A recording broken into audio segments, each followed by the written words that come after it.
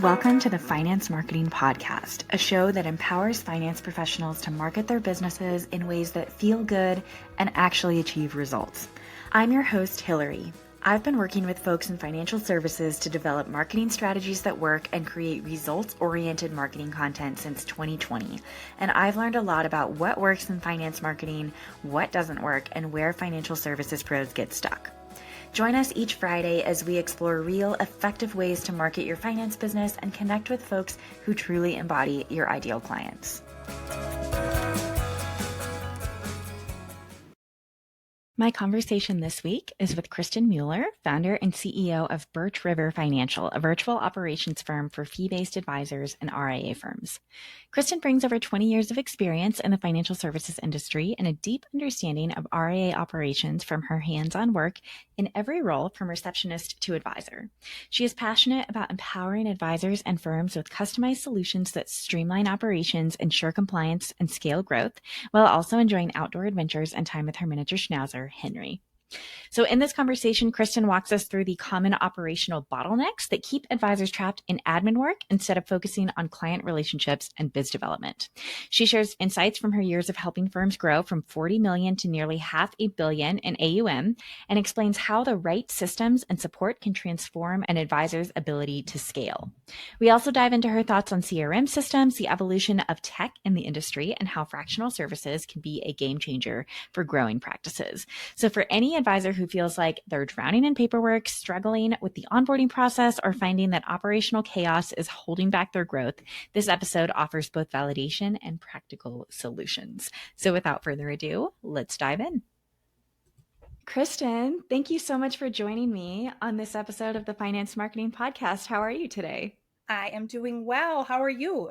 I'm good. I'm so excited to get into our conversation. I am really excited to be here. Really Oh, excited. good. Can we start if you just tell us a little bit about who you are, if you want to tell us how you got into this work and how you really help advisors make their lives easier? Oh, yes. So I kind of started in industry by accident back in the wake of September 11th. My job was eliminated because most of the clients that the firm worked with were kind of where they were in New York, they were in the Twin Towers. So they had to kind of downsize the Minneapolis office. So I was unemployed and just kind of looking for work. And I had a gal contact me from a wealth management firm here in Minneapolis. And she's, noticed that I had I majored in criminal justice in college, and she was a cop. And so she called and she's like, I think you should come in and interview. So I started as a receptionist for a firm and gradually kind of worked my way up to their client services and their advanced planning department. Then I was recruited from another small firm here in Minneapolis. They were a hybrid office. They were an RIA and broker-dealer office. And so I started with them and managed their client service program, their operations, their trading, compliance, and how they manage their clients. And so I worked with that firm for about 10 years, and I decided that I wanted to kind of go out on my own, be a consultant, and help other advisors kind of manage their back office operations. And I was fortunate enough to very quickly get a long-term contract with the man who actually hired me at the previous position. So he had opened up his own firm and hired me to kind of run his back office. And I was there for 7 years. And then it was decided that I really just wanted to go out on my own and work with several different advisors and several different firms, because I knew that there was a huge need out there for especially growing firms and solo advisors. So I started this as of the beginning of the year. It's been going really well. That is amazing. So it sounds like you had pretty long periods of time with each of these two firms that you worked in. I'm assuming that over the time, so 10 years and then 7 years, you saw those firms grow quite a bit. Absolutely. Yes. The first firm I worked for started at about 40 million in assets under management when I started there. And when I left 6 years later, they were almost $500 million. So it was a really very quick moving upward, success. It was a great firm.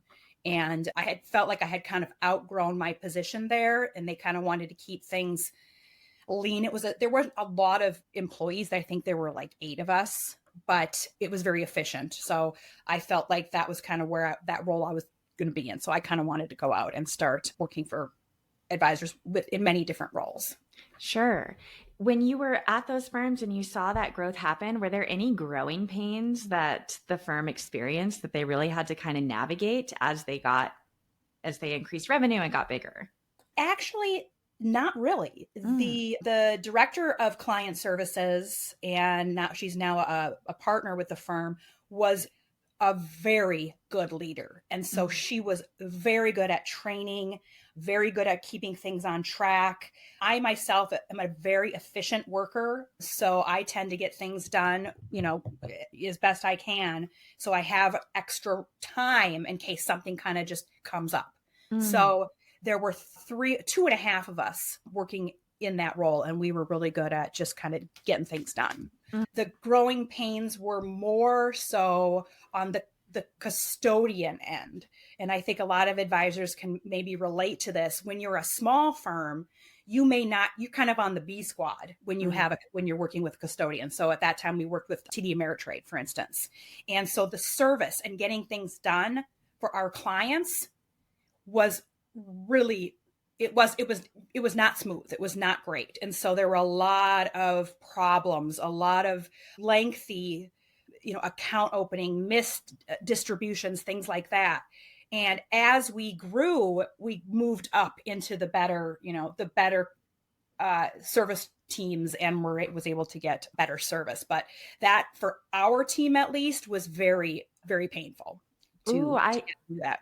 I can only imagine. I mean, because that, I can imagine, makes it difficult to grow too. If people are having trouble getting access to their money, and then they're less likely to refer you. I mean, obviously the firm you worked for was able to move beyond all of that and still experience incredible growth, but how frustrating. Yes, it was frustrating because, the clients don't think of TD Ameritrade, right? The advisor is the one, that firm is the one that handles my money. They're the go-to. And so when things kind of go wrong behind the scenes, you can't blame the other firm or the custodian, because that doesn't look good.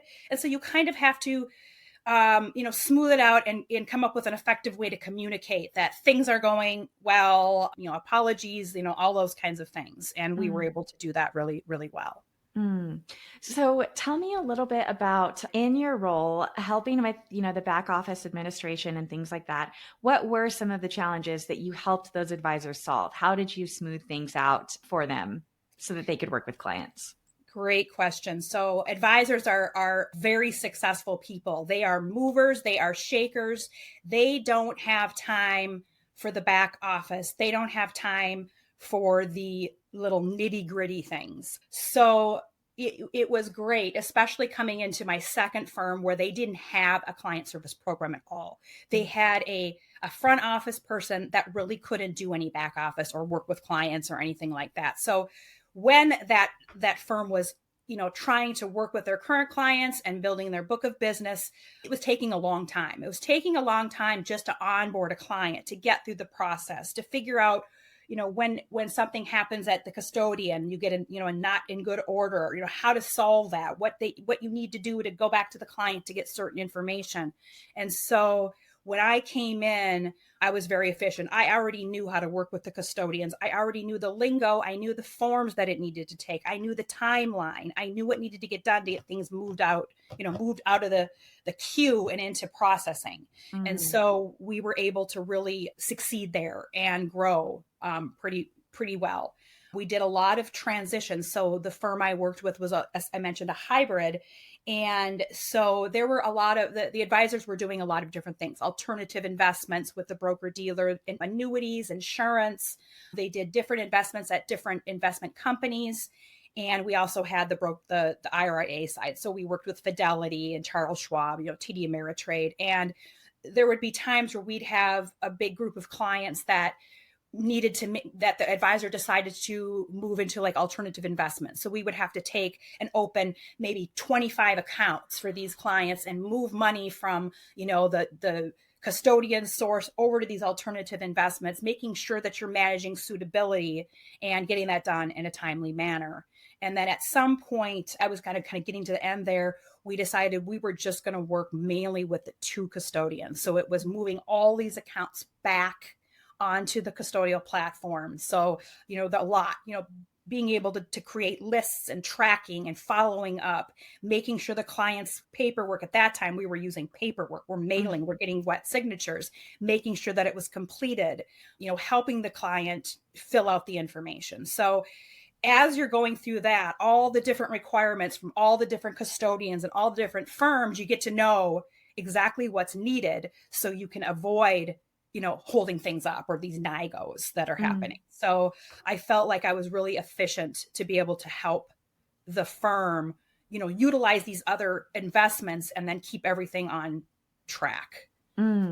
It sounds like such detail-oriented work that if things do fall through the cracks, everything's going to fall apart. But who has the time? That sounds like 3 people's jobs right there. Yep. And as a matter of fact, at that time, the person who hired me, he left the firm to start his own firm. And so I basically kind of took over his job. He was kind of a junior advisor, an advisor, but I took over, he was doing some of the operations, some of the client services before I started. So I took over his job, and then we lost one of our client service people and I took over her job. So I was literally doing the job of 3 people, but just keeping track. I'm a list person. I'm a visual person. So if it's not in front of me, it might get lost, but as long as I have my Post-it notes and my notebooks and I can go through and, check lists. Back then, we had technology, we used Excel spreadsheets or Word documents, but we didn't really have robust CRM systems to keep track. So it was really a manual process. Right. Well, and too, I hear advisors all the time talk about how when they're trying to get documents from clients and the clients are just dragging their feet. So not only do you have to coordinate all these different things, but you have to be reminding clients and getting after them. It's just like so quickly becomes this overwhelming way to run a business. Yep. And so you can kind of see where an advisor who's trying, to build a portfolio or build their business or have client meetings, how they can look at this and be completely overwhelmed. It's like, today, I just don't have time for this today. And so things just kind of sit and they pile up and clients don't get moved or their accounts sit in limbo. So, it's just, they just get super busy. Their brains don't necessarily work the same. They're more of a numbers, very detailed in how to manage people's money, how to create financial plans. They're not thinking about the documents that we need to open an account or how to fill out a suitability form or what the process time is. So many times, the advisor doesn't know what's going on behind the scenes. So they'll tell a client, maybe a new client, they'll say, well, I need, $50,000. And then they'll say, oh, we'll send that right to you without knowing there's a process to it. We've got to get your bank account linked. It's got to go through pre-note. We've got to, get the cash available. It's not just that easy, but with me, it just happens. I can take that and work on it, get it done as quickly as possible. And nowadays it's much faster. The systems works much faster than they did. Now we're going to take a teeny tiny break to hear from our sponsors. Oh, hey, I am a sponsor of my own podcast, and the thing that I am sponsoring just happens to be free. It's my 7-day email list growth sprint designed for advisors who are tired of posting into the void and want to actually grow their email lists with qualified leads so that you can make your email list your next best source of new clients. 7 days, 10 minutes per day, super actionable tactics that work. How do I know they work? Because they're the tactics I use to grow my own email list. And they're exactly what I did to grow my email list by over 50 subscribers organically in just 30 days. Plus, you'll get exclusive access to my custom GPT lead magnet lab that generates compliance-aware lead magnet ideas specifically for financial professionals so that you can take your email list growth strategies to the next level. There is literally nothing else like it in our industry. So if you're ready to stop hoping that people people will find you and start actively building your community. Join the sprint at monetacoffee.com/email sprint or find the link in the show notes. If you're a financial advisor, coach, or CPA, you have something a lot of financial content creators don't. Real expertise and authority that comes from actually helping people with their money every single day. You know what works, what doesn't, and what people really struggle with. And that is incredibly valuable content waiting to happen. The challenge, of course, is turning that expertise into content that is engaging and attracts your ideal clients. That's exactly what FinCon is for. You'll learn from other advisors, coaches, and professional content creators who have successfully built highly engaged audiences and grown their practices through content. You'll discover which platforms actually work for financial professionals, how to create content that builds trust instead of just getting likes, and most importantly, how to turn that content into real client relationships. The best part is that you're not starting from scratch. You already have the knowledge, credibility, and authority. You just need to learn how to package and share it. FinCon 2025 is September 10th through 12th in Portland. If you're ready to stop watching other people build audiences with your expertise and start building your own, visit finconexpo.com and use the code MONETA25 to get $25 off a creator pass. Can't wait to see you. Thanks for listening. Let's get back to it. Well, that is what I was going to ask you. Do you feel like has it gotten easier as CRMs have come on the scene and you can kind of really use technology to make a lot of this go faster? Or are there some ways too that it's gotten even more overwhelming? How do you see that kind of playing out? Well, with the negative, the only thing that is negative is sometimes those older clients really don't want to get involved with technology, right? So the other side, everything has been wonderful with technology. So we're no longer sending paper forms back and forth in the mail, waiting for the mail time for the forms to get there. They sit on somebody's, dining room table for 6 days. They get around to signing it and then it comes back and there's something missing. We got to send it back. And so, with the electronic account opening and digital signatures, things have become so fast. Transfers back in the day, those transfers could take up to 6 weeks. So transferring an account from one firm to another, depending upon the firm, could take up to 6 weeks. Now, I did a full transition from Fidelity to Schwab last summer. They were taking an average of 5 to 7 days, and in some cases faster. So, it just is so much more efficient. And, you have to thank those custodians that have put so much time and energy into figuring out how to get the process, much faster. So definitely technology has helped, those CRM systems with processes and workflows and, note taking. So when you have a client meeting, you can go in and look at what the advisor talked about with the client previously. And, afterwards, the advisor can go in and put the notes in, and the operations or the client service person can go in and just take care of all the tasks if there was any follow-up. So yeah, absolutely. Technology has been a game changer. Do you have a favorite CRM for advisors? I actually do. I really like Wealthbox. So when CRMs first came out, the first system that I worked with was called Juncture. And it is still around, but very few advisors use Juncture. And, it was a system and you had to go in and build it out. And, I was kind of in charge of doing that at my first firm. And then I introduced Juncture to the second firm and, kind of rolled that out. And Juncture was difficult. I've worked with Salesforce, very robust, a lot of moving parts. I work with small advisors, probably not the best option for those advisors. I have worked with Redtail, and I'm currently working with a client who uses Redtail, and it's a lot different. It's a lot more, it just doesn't seem to be as user-friendly. I think that there's just so many parts, so many pieces that you have to put in to make it work. And with Wealthbox, everything just seems so much easier. The layout is easier. It makes sense. The reports that you can print are faster and easier to put together. So absolutely, at this point, Wealthbox is my is my choice. Well, that's really good to hear because I'm working with a client right now to automate some of their prospecting emails and things like that. And he uses Wealthbox. And so I haven't actually gotten in there, but I'm about to next week. And it's really good to hear that Wealthbox is pretty user friendly. That's Yes. great. This is great too. So if you they have, they have recorded webinars, they have live webinars you can schedule, but just picking up the phone sometimes and talking with somebody, they're great. They walk you through it, and it's just easy.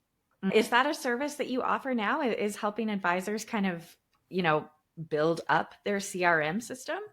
Well, it's not something I started to offer, but as I kind of moved into helping clients, that is something that I'm doing now. So like I mentioned, I'm working with an advisor who uses Redtail, and this advisor is very, very tech. He's a tech lover, and he has a lot of it. He has his own tech that he's created, and he's got a lot. They have a lot of tech, a lot of redundancy.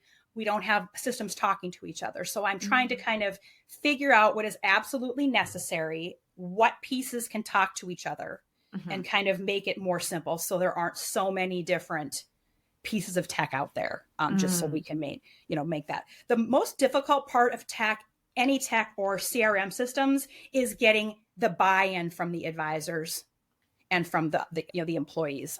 If everybody's not using it, it's kind of not worth it. Right. And, advisors, especially advisors that have been in the business for a long time, are used to kind of their own systems, their spreadsheets, their note taking, whatever they use to keep track. So getting them to move into a CRM system to make those processes more, automated and more simple is kind of difficult, because there's a huge learning curve. And if they just have to take the time out of their day to figure it out. And if they run into a roadblock, they're like, it's too difficult. I'm going to stick to the system I know. Right. I can't do it. I've had this in my own business. I started out using Google Drive folders, and, that's how I organized things. And I moved over to a CRM, I don't know, a year or two ago, and I hired someone to build it out for me. It took me a long time to fully kind of buy in, even though I'm the one that wanted it and that hired someone else to build it for me, but to just feel really comfortable using all of its capabilities. Now I'm like, okay, this is the best thing ever. I'm so glad I did this. How do you help advisors kind of get over that hump and help them kind of see the value of it? Well, so you mentioned Google Drives, and that's a lot of advisors use that. It's, it's cheap or free. It is, useful. But one of the other parts of my service, one of the other service offerings is compliance. And we have to kind of take compliance into consideration.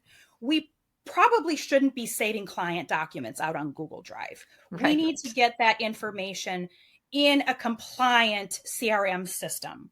It's best to get everything in one place. So we're not going to Google Docs, or we're not going over to or Google Drives. We're not going to go over to this CRM system to pull this and to go to my Word document to get notes. So I think the efficiency of it, and actually cutting down a lot of steps and extra steps, extra time, if I can put something together and show them, and then, convince them that just give it a try, it's usually a pretty good thing. It is it's a very slow process. I mean, anything new is going to be slow, no matter who you are or where you are in life. But once they kind of see, so one instance would be, back at the firm before this, we were kind of just relying on our brains to remember things, or in my case, like handwritten notes.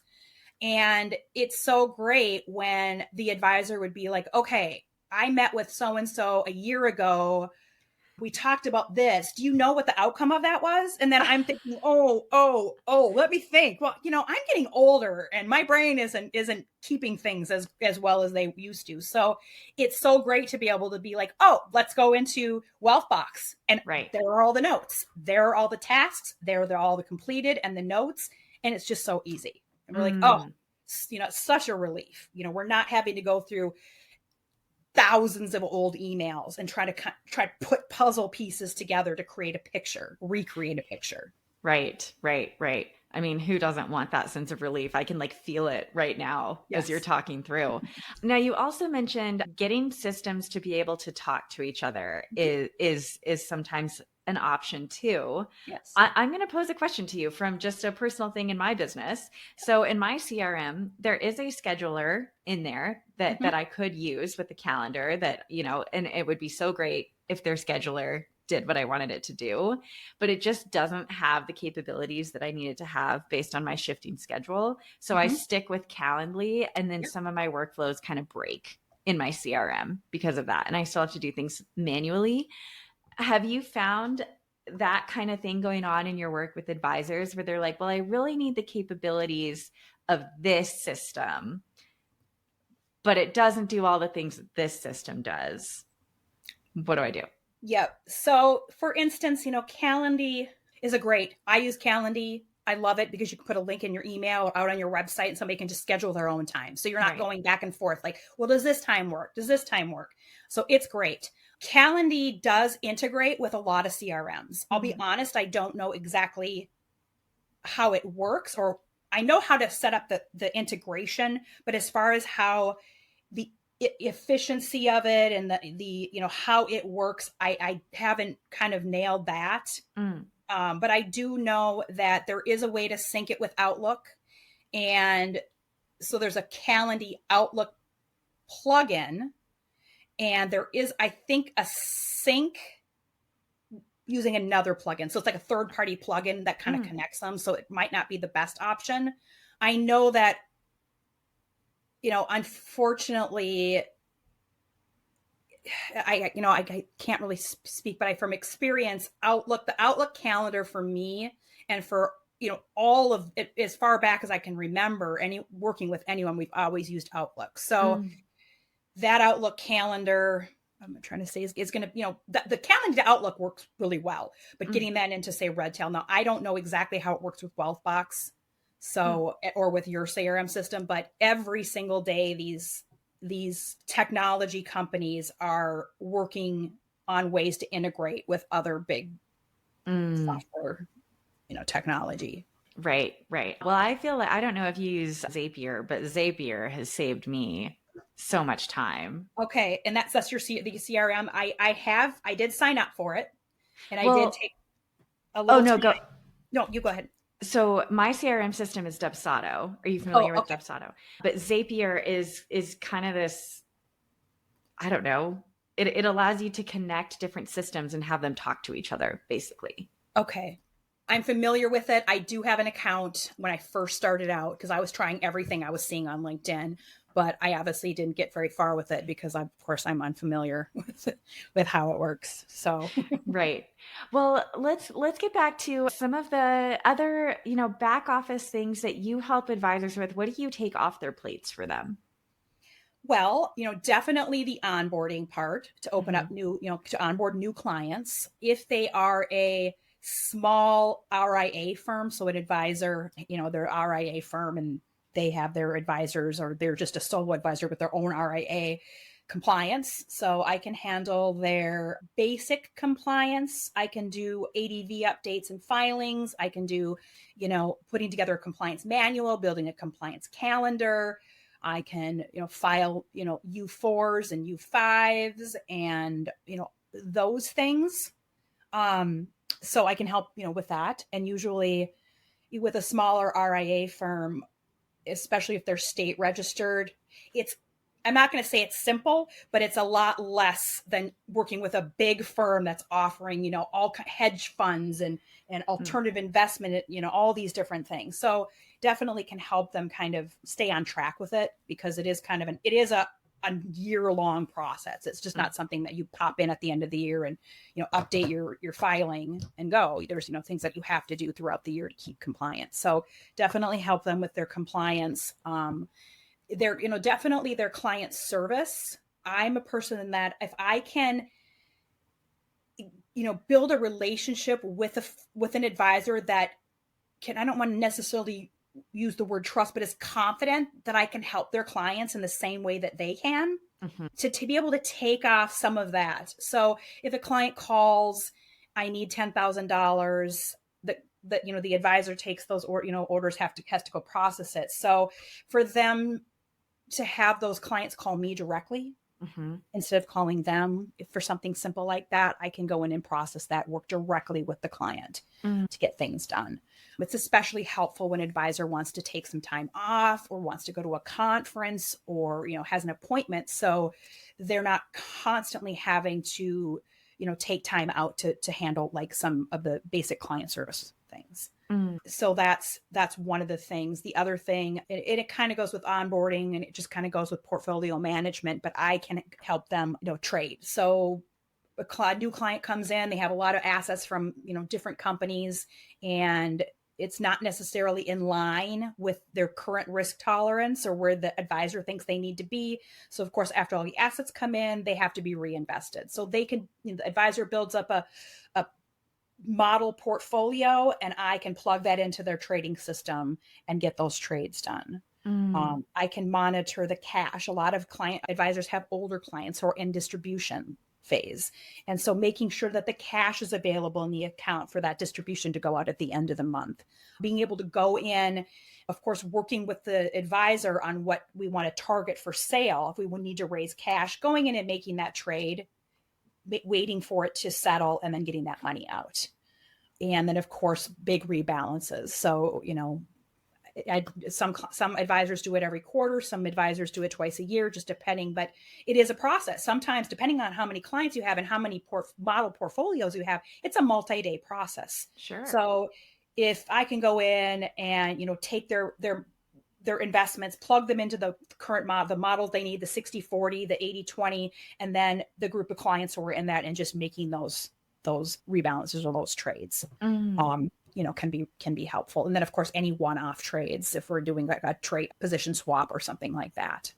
And then of course, I mentioned the compliance, and then I can also do some of the paraplanning. So there are some advisors who are just some a business, but then some of them are just financial planning. So I can go in, I can get the information from the client, whether I'm doing an interview with them or I'm sending them, an electronic way to kind of fill it in. This is one of the things we're working on. So Precise FP is a great place to start. A client can enter their basic information. They can do a risk tolerance questionnaire, and all that information should be able to feed into Redtail or vice versa. And so, going in, getting that, and then putting it into their planning software. So eMoney, Asset Map. So it's in there for the advisor to go in, take a look at it, kind of move things around as they see fit, and then get it prepared to present to the client. Well, go ahead, Chris. No, go ahead. No, I was just going to say like things like RMDs. I know a lot of advisors dread the end of the year, and I am, I can go in, I can calculate those, we can get it done, get it to the client, all of that stuff. It just sounds like you save advisors so much time, because all of this is such important work for the clients. It's so important for the clients, but I can imagine that advisors, they want to be working on the plans. They want to be meeting with the clients. They want to be marketing the business, right? If that's something that they're still doing themselves. So having someone like you to just come in and make sure that all of the details are being checked off, it sounds like such a huge relief to me. Yeah. Yes. And of course, it's as a consultant or a fractional consultant, an advisor can hire me to do just one piece. I just need you to help me with my compliance. I just need you to be there for trading. And so I'm not having to be there full time. They're not having to pay me benefits, paying for space, equipment, software. They don't have to train me in most cases. I can just step right in and just go, just hit the ground running. I call it plug and play, right? If it's something that I need to learn or brush up on my skills, that's something I do on my own time. I'm not going to charge the client for me to go out and learn how to build workflows in Redtail, because it's going to benefit me in the long run. So, I can, do that. And it, just kind of saves the client, the advisor, some of that time of having to keep track of somebody, making sure that things are getting done, managing time off, and, whatever you do when you have your full-time employees. So I can just kind of come in. We usually agree on the service or services that they need, decide how many hours a month or week they need, and then we kind of come up with a schedule and, kind of what the cost of that would be. Mm-hmm. Well, I mean, I have been through the hiring process in my own business. The hiring process is so time consuming, finding the right person, training them. It's Right. time consuming and it's expensive. So having someone who's been there, done that, and can come in and just, like you said, hit the ground running Right. Yep. is so awesome. Yeah, it is. It is. And especially, with so many years of experience, I can say I've seen it all. I probably haven't seen everything, but I've been through SEC audits. I've been through, deaths in the family where there weren't any trusts or wills. We've got to go through probate. So I've seen a lot and, can kind of just jump in and take care of it. And then, go from there. But yeah, human resources is another thing I can help out with. If an advisor does see the need to add a full-time person or a part-time person, I can help them find somebody. I can go through the background checks. I can onboard a client service person, kind of train them in what the process should look like for them, and, kind of help out with that, take a little bit of the load off that, load off of them. Well, Kristen, as we start to wrap up here, is there anything that I haven't asked you about yet that you think is pertinent to the conversation, or just anything that we did talk about that you think is so important for advisors to remember?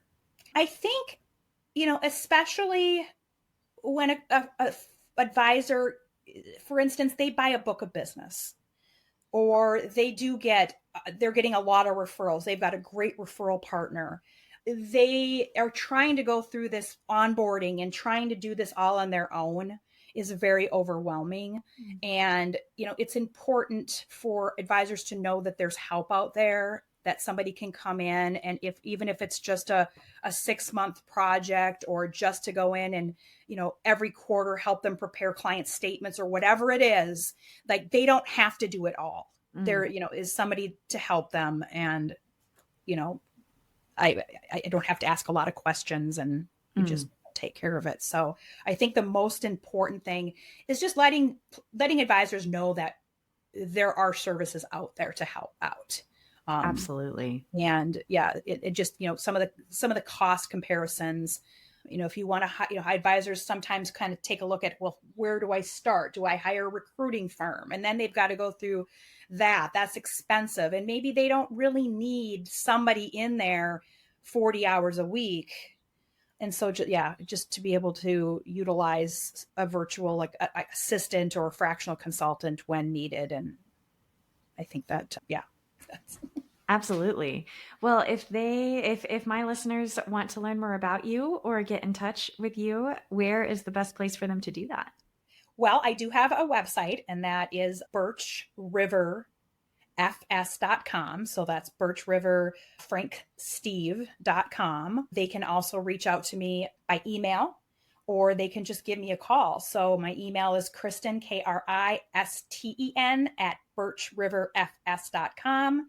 And then, of course, my phone number is on the website. You can also connect through LinkedIn. I'm out there every single day, even though my marketing person tells me I need to just pick one day a week to go out there. It's kind of at this point like a full-time job for me. I just love to go out there and just see what's new and see who I can connect with and reach out to and all that. So I'm always there. I have a friend who is a LinkedIn strategist and a LinkedIn ghostwriter. She's been on the podcast twice now. She's so great. She keeps telling me you should only be posting, 2 times a week, maybe 1 time a week. I have to post almost every day. Like, I just have so much that I want to say, and I just find it really hard to restrain myself. I agree. And I listen to that sometimes, but sometimes I don't. Sometimes I'm making dinner and I come up with a great idea. Yes. And so literally I'll just open up my phone, go into ChatGPT and just say a bunch of stuff. Yep. And then I can come back and be like, okay, here's what it spit out. And then I can just go in there and just, put it together in my own language and exactly, in my own voice, I guess. Yep. So yep. I tend I'd like to post at least 3 times a week, but it just depends on the day. Sometimes it's twice a day. Sorry. I had 2 posts go out today, and I was like, you know what? They might cannibalize each other, but it's got to happen. Yep. Exactly. Yeah. And then I do also have not a Facebook, a LinkedIn page for my business. So Birch River out there. So it's kind of nice because I can post things from my business directly or personally. So it kind of helps me that way. Okay, that's great. Well, I will link to all of those in the show notes so people can find them really, really, really easily. And I just want to thank you, Kristen, for sharing so much good insights with us about how overwhelming the back office stuff can be and how you can really take some of that overwhelm away. Yes. Well, thank you so much for having me on here. It was a great, great experience. And I look forward to hearing from advisors. I mean, if nothing else, but to just kind of express their pain points, but, love to help out. So just to get the message out there. Well, I appreciate it. Thanks, Kristen.